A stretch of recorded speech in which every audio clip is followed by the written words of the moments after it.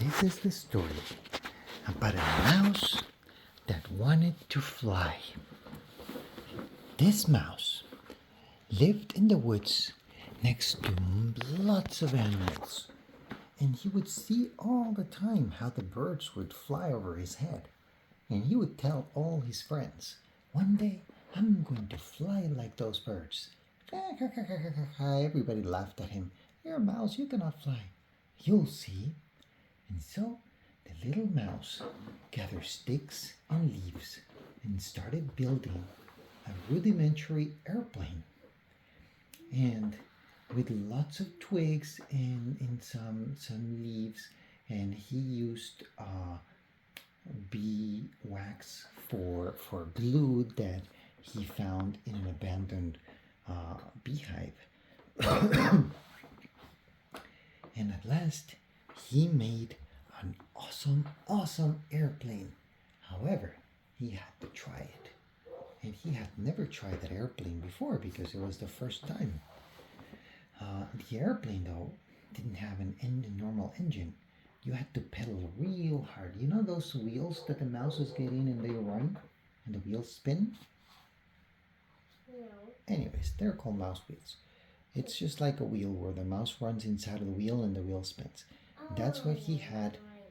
That's how he would push the propeller of the airplane.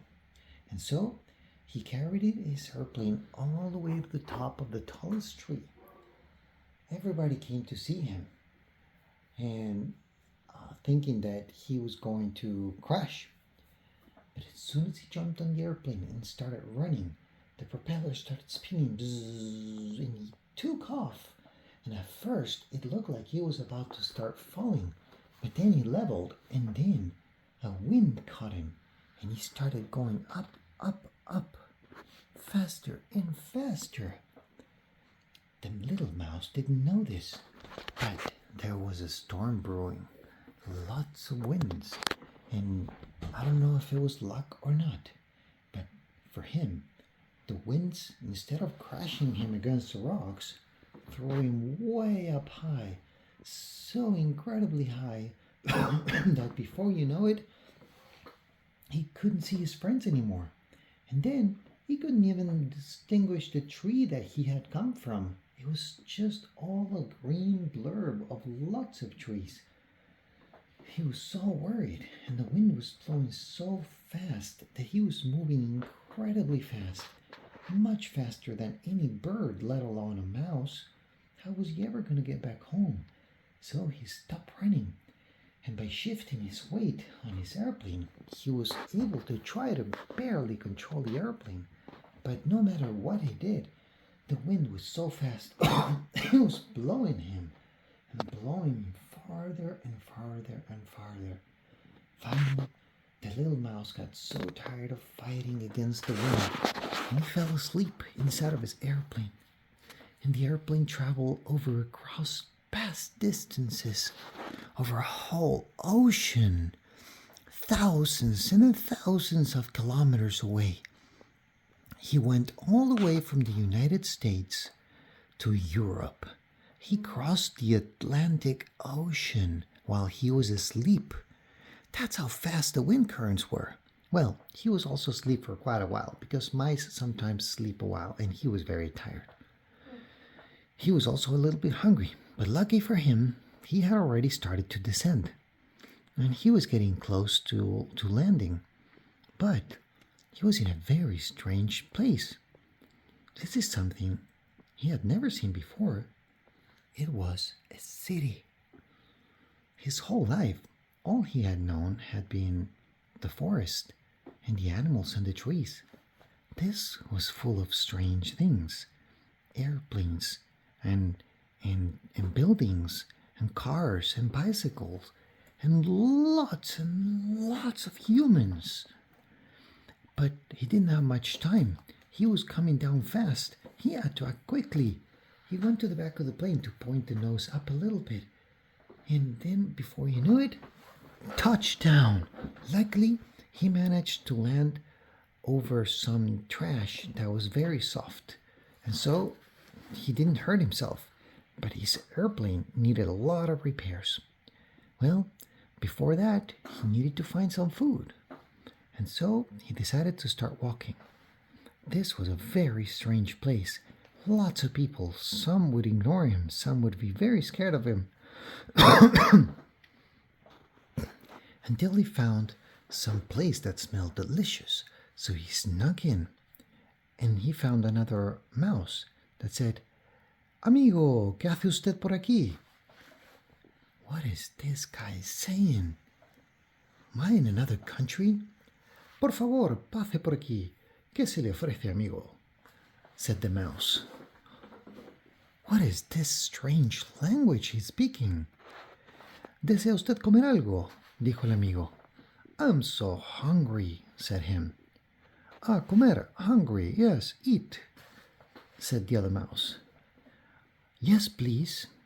Oh, por aquí, right this way, said the other mouse, and he took him to the back of a kitchen. It was a restaurant. In the back of the kitchen, there was an area where sometimes little pieces of food would fall on the ground, and the mouse would sneak up and eat it real quick. And so he was eating and eating and eating until he was so happy. And then he went back and said, How can I ever thank you? Oh, no need to thank, no need to thank. We're friends here, said the other mouse. Well, now I think I have a way to thank you. I will thank you by telling you a story. And so the mouse told him the story about how he built an airplane and how he fell asleep, and when he woke up, he was all the way in here. And he asked the mouse where he was. Well, you're in Spain, of course, said the mouse. Spain, where is that? Well, there's a public library not too far from here that has a globe map of the earth. I could take you there and show you. And so he did. And the mouse couldn't believe his eyes. But he also missed his friends very much. And he was now lost all the way, almost half of the way across the planet. How was a tiny mouse to get back? And he was sad, but he decided to make the best of it. And so he found a good spot to live. He found more friends. And everybody loved to hear his stories about the forest and the woods, because these were all city mice. And city mice had never known the woods and the forest, let alone one that's almost half the way across the planet. And so the months passed, and he made lots and lots of friends.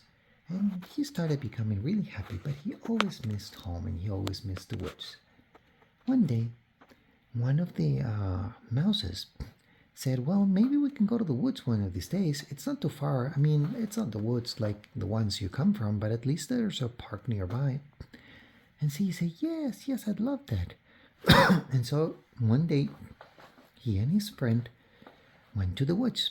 And when he went to the woods, he found a goose. It's like a duck, but bigger. And this is a migratory bird. It's a bird that travels sometimes thousands of kilometers just to avoid the cold or to lay their eggs. But this one knew about a bird that knew of a bird that knew of a bird that had come from the same place he had come from the United States. And so he knew exactly what that looked like. And he said, maybe I could help you get back.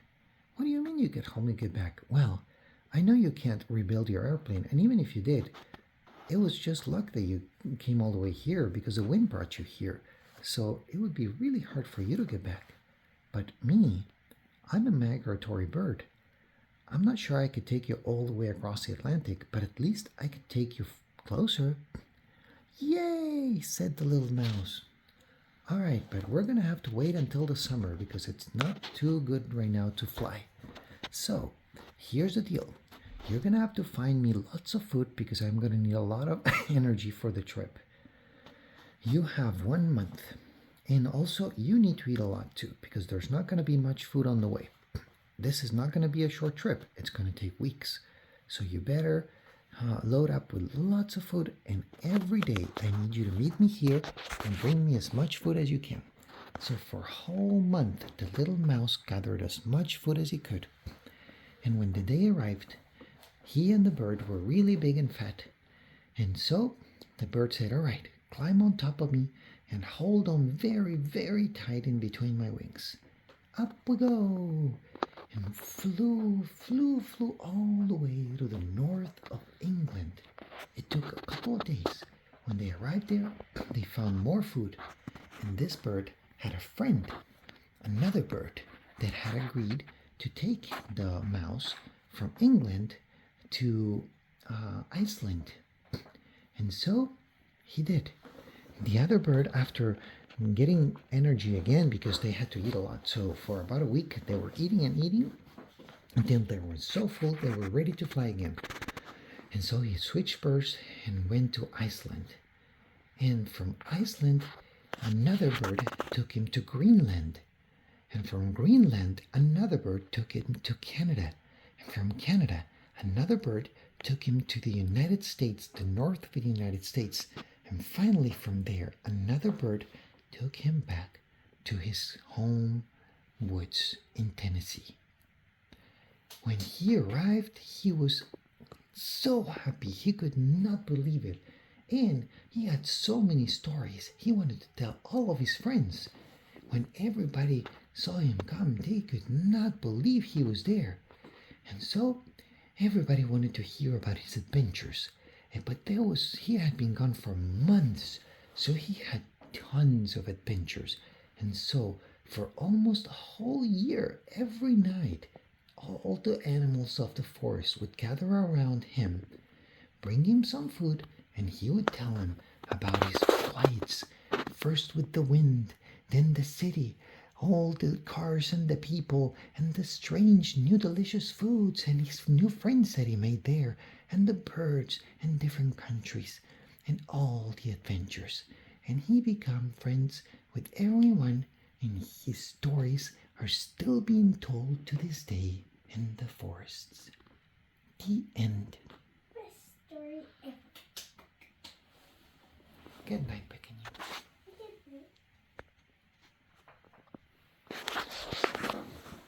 I'm going to lower the light a little bit. I think it's a little too bright.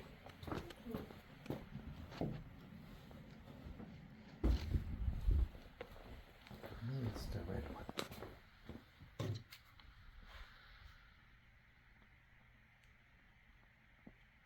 No.